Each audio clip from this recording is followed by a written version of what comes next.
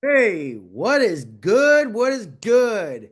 Happy Saturday, everyone. 2 minutes in the box with Gordo.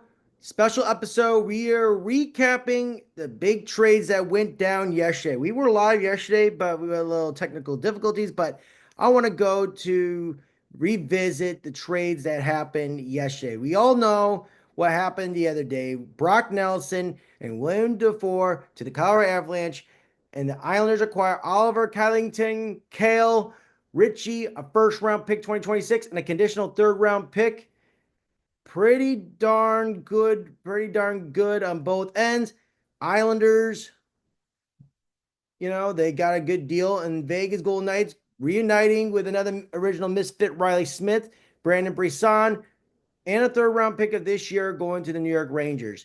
All right, let's get down to the business, shall we? And Oliver Kylington going from the Islanders to the Ducks, and then Jake Wallman, Oilers, and then Carl Berglund and a first round pick to the Sharks. All right, let's get to business about yesterday's trade deadline that happened. Okay, so Pittsburgh Penguins trade Anthony Beauvillier, former first round pick of the New York Islanders, to the Washington Capitals, and the Penguins acquired a second round pick of this year from the Capitals. I like the trade. It adds some extra depth. I got to go Washington Capitals on that trade. And then Andrei Kuzmenko and a seventh round pick from Philadelphia to the Los Angeles Kings, and the Philadelphia Flyers acquire a third round pick in 2027. Flyers maintain the 50% of the salary of Kuzmenko. I like Kuzmenko. I wish that he can get a scoring touch back. He's a good player. He needs to find that spark that made him a perennial lethal, dangerous goal scorer he was with the Vancouver Canucks. And I hope the LA Kings make a reclamation redemption project on him. Then you've got the Buffalo Sabres and the Ottawa Senators. Buffalo giving up Dylan Cousins, Dennis Gilbert, and a second round pick in 2026, and the Sabres acquiring Josh Norris and Jacob Bernard Docker. It's a win-win deal, but I gotta say, Ottawa, they got better. They are in the playoff chase. They are in the playoff hunt. And I feel bad for Josh Norris. He's been through three shoulder surgeries, and his shoulder is basically I don't know how I can say it. I hope he can help the Buffalo Sabres out in the long run. It's not fun. It's not fun. Yeah, Norris was a former first round pick, and I just hope he can find some redemption in the Buffalo Sabres. But for Dylan Cousins, several years ago, 30 goal scorer, and I hope that he can make a big impact for the Senators with that big $7.1 million cap hit for the next 5 years. Yeah, I gotta say, in hindsight, I'm gonna go Ottawa slightly winning this trade for now. Let's see what happens on that end. So then we've got a interesting trade here. Pittsburgh Penguins, who acquired Luke Schenn from Nashville a few days ago. So now that the Pittsburgh Penguins acquired a second round pick 2026 and a fourth round 2027, and Luke Schenn going to the Winnipeg Jets. Good depth move for the Winnipeg Jets. And speaking of Winnipeg Jets, reuniting Brandon Tanev to the Winnipeg Jets, and the Kraken get a second round pick in 2027. Good move on both parts. And don't forget, Tanev is a free agent at the end of the year, and Luke Schenn has got one more year left of his contract next season. Going to be a very interesting results what we see on that. And then we got Toronto Maple Leafs. They added some grit and depth with Scott Lawton, center, and they acquired a fourth round pick of this year and a sixth round pick 2027. And Nikita Gribigan through the Flyers and a conditional first round pick 2027. I just think Toronto, it's not bad. It was a very good move to add more grit and depth, but I just feel it was very underwhelming. It feel like it was underwhelming. I'm gonna go a draw. I like Nikita Grabenkin. I like him, but I gotta say this trade is gonna end up being a draw. And then speaking of a major trade, Mika Rantanen, after 3 weeks with the Carolina Hurricanes and 13 games played. So Mika Rantanen gets his big payday, 8-year contract extension with the Dallas Stars. And Logan Staghoven, a first in 2026, a first in 2028, a third in 2026, and a third round 2027. I got say Carolina.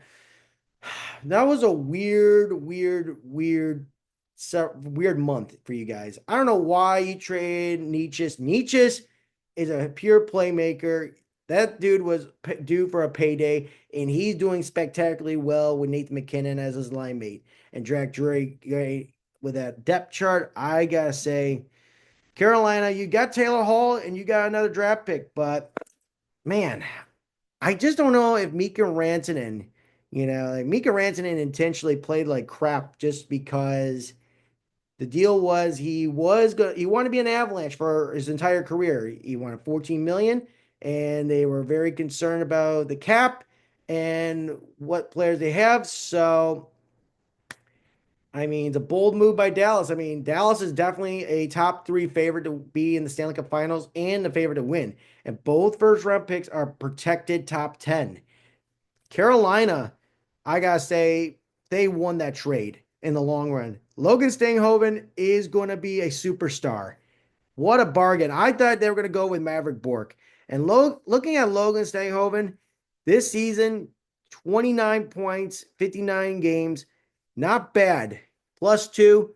He's got a very bright future ahead of him. I believe he's going to be a good building piece depth, and it's going to be a very like if I was Carolina, I would sign him, get him a contract extension, 5 years tops, and let's just see how he does the rest of the season. But I mean, trades can have a long ring effect on any player's psyche and play, mental and physical. I mean, it happens all the time. And now we got Columbus getting Luke Cunningham from the Sharks for a fourth round pick in 2025. That pick originally belonged to the St. Louis Blues. Good depth piece by the Columbus Blue Jackets, so very good depth piece. And very interesting trade in Boston, Colorado. Colorado Avalanche getting Charlie Coyle and a fifth round pick in 2026, and Casey Middlestat, William Zellers, and a second round pick this year to the Boston Bruins. And the Boston Bruins, man, I mean, we'll get to it in a sec, but man, they are tearing it down. I mean, god damn, they are tearing it down. I mean, we'll get to the major trade that destroyed the Boston Bruins psyche and ruined them. All right, then we've got this questionable trade between the Detroit Red Wings and the Chicago Blackhawks. The Red Wings trade Joe Veleno, their former first round pick, who was originally an exceptional pick in the Quebec Major Junior League. He's gone to the Blackhawks, and the Red Wings acquire Craig Smith and Peter Mrazek. And Mrazek, I mean, yay and nay on the whole depth chart for goaltending. The Red Wings got their asses handed to them last night against the Capitals. They had a 2-1 lead, and then the Capitals get 4 unanswered goals in the third period. I mean, good Lord. I mean, good Lord. I mean, the Red Wings, their fan base is going to be very pissed about this whole Iser plan. I mean, this whole thing has been a disaster gut punch.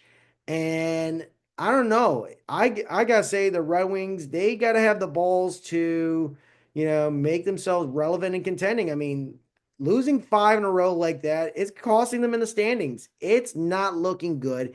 I mean, they're still technically in it, but they cost themselves. And they play Ottawa on Monday night. And the Red Wings, they better get it together. I just don't see them like lurking like this. It's pretty pathetic and embarrassing right now. It is pathetically embarrassing.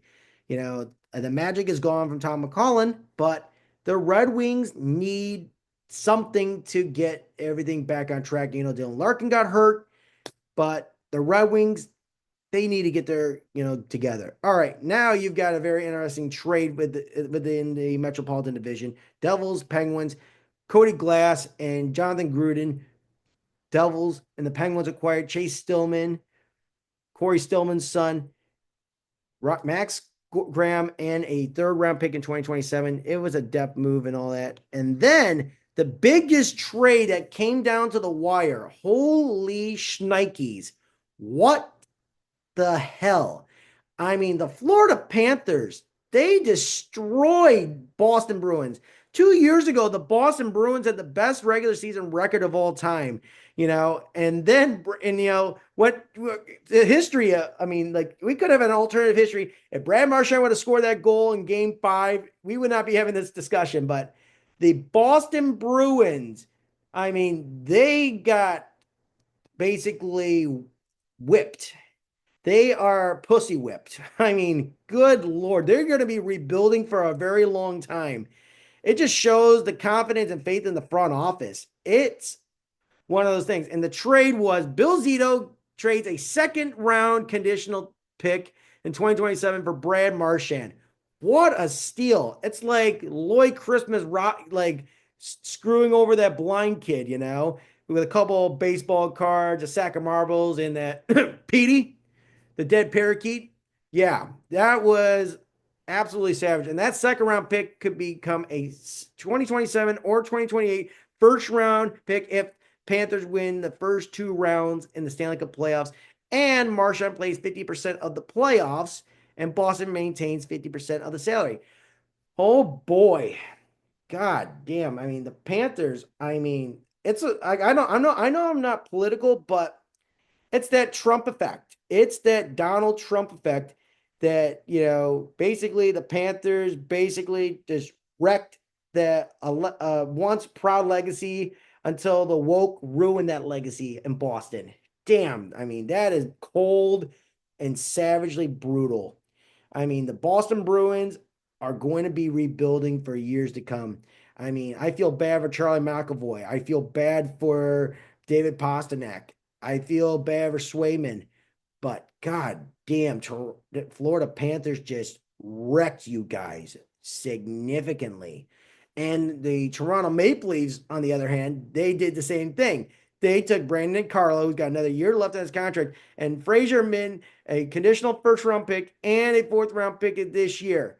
The conditionals in 2026 and the Bruins maintain 15%. And Toronto's first round pick is a protected top five, and the fourth round pick originally belonged to the Philadelphia Flyers. I mean, boy, the Boston Bruins are going to be in the basement for years to come. I mean, boy, the Florida Panthers just destroyed them in the playoffs 2 years in a row, and now they took their captain. I mean, wow. Who would have thought that would ever happen? Just just wow. And then we got this quiet trade between Utah Hockey Club and the Blackhawks. Utah Hockey Club, they got Shea Weber's contract and Victor Sanderson and Akori Ratty. And it was a fifth round pick for the Chicago Blackhawks in 2026. But yeah, it's the other way around. Weber, Sunderstrom, and Ratty, they are with the Blackhawks now, and the fifth round pick goes to Utah Hockey Club. I mean, wow. So Utah got rid of that dead weight Shea Weber contract. Shea Weber's a Hall of Famer. It's a darn shame that his career ended with his knees giving out on him. He was one heck of a defenseman. It's a darn shame it had to end. And he would be lethally dangerous if his knees weren't bad. And, Utah Hockey Club is sneaky good, though. All right. They're sneaky good. They got a point out of it last night against the Blackhawks in overtime. And the Boston Bruins, they acquired defenseman Henry Yakoyo from the Buffalo Sabres for a first round pick in 2026. And the Ottawa Senators acquired Fabian Sutherland, Tristan Robbins, and a fourth round pick of this year. And Noah Gregor, Zach Ashpeck, and a second round pick this year goes to the San Jose Sharks. Good minor move, good depth minor move. And the Penguins acquire Connor Dwyer and Connor Timmins from the Leafs, and the Leafs acquired a fifth round pick. And Eric Barnstrom going from the Rangers to the Sabres, and Nicholas Abdul Kabul going to the Rangers. And then the Islanders trade Dennis Shalowski, and they acquire Adam Beckman from the New Jersey Devils. Not a bad move, not a bad depth move. And the Colorado Avalanche reuniting with Eric Johnson. That's a good move. I like Eric Johnson. He's a great depth player, and it's good to have him back home in Colorado. And Giovanni Smith is the other piece going to the Philadelphia Flyers. And Mark Jankowski going from Nashville to Carolina. And the Hurricanes gave up a fifth round pick in 2026. Daniel Sprung going from the Kraken to the Devils. The Devils let go a seventh round pick in 2026.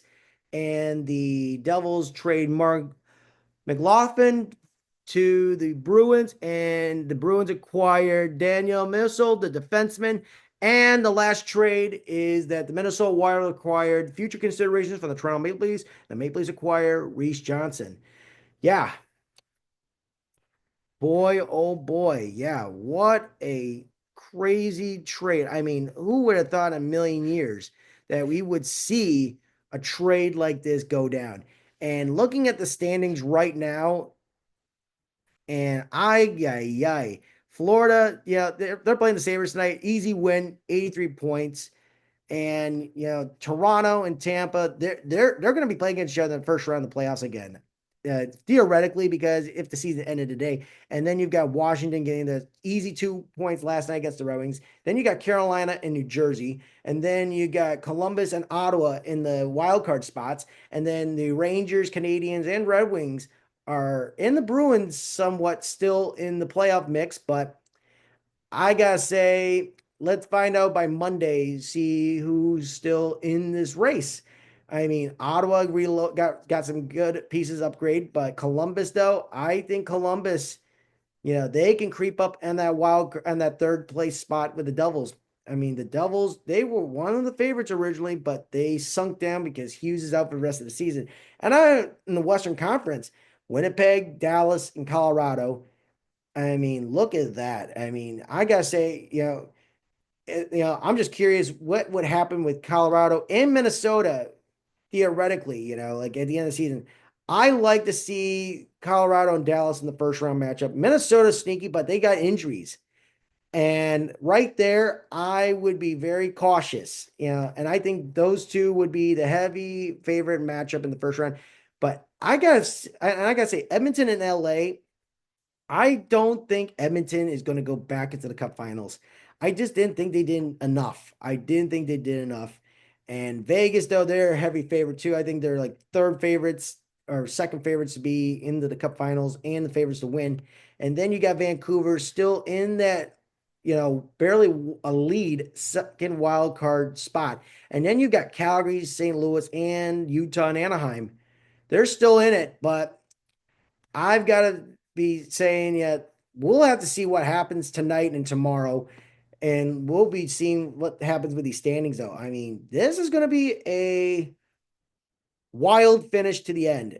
And I mean, I got to say, Vancouver and Calgary and St. Louis in Utah, I got to feel that those four are going to be fighting for that final wild card spot and a potential first wild card spot. I mean, it's up for grabs. It's literally up for grabs. Yeah, looking at these standings, I feel like, we'll have to have a better answer for tonight and tomorrow, and we'll find out by Monday. That's when the next episode is going to be. Make sure you like, follow, and subscribe on 2 Minutes in the Box with Gordo on YouTube, Facebook, Instagram, X, Rumble, True Social, TikTok, etc. This has been 2 Minutes in the Box with Gordo. Have a great Saturday and keep up with the hockey, everybody. And the playoffs are coming like spring cleaning.